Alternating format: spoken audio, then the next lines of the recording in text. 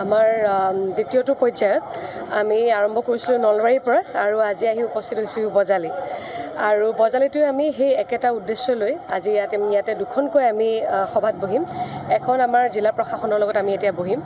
আৰু ইয়াৰ পিছতে এখন সজাগতামূলক সভা এখন আছে সেইখনত বহিম আৰু তাৰ পিছতে আমি ওৱান ষ্টপ চেণ্টাৰ আৰু ইয়াত যদি শক্তি সদন আছে আমি তাতে গৈ পেলাই অকণমান চাম তাত কেনেকুৱা ধৰণৰ কি পৰিৱেশ আছে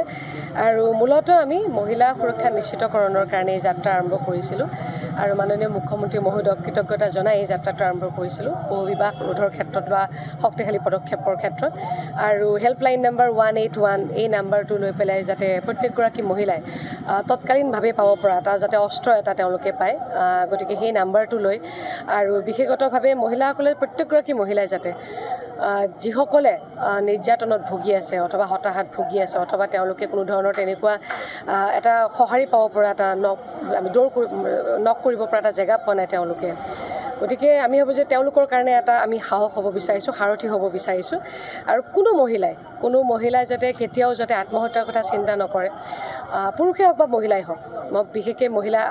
আয়োগ গতিকে মই মহিলাখিনিৰ কথা ক'ম যে কোনেও হতাশ হ'ব নালাগে মাৰপিটৰ নিচিনা অৱস্থা হ'ব নালাগে হত্যাৰ নিচিনা এটো ধৰণৰ ঘটনা হ'ব নালাগে আমাৰ মহিলা আয়োগৰ আমাৰ এটা খুব ভাল এটা বেছিক ষ্ট্ৰাকচাৰ আছে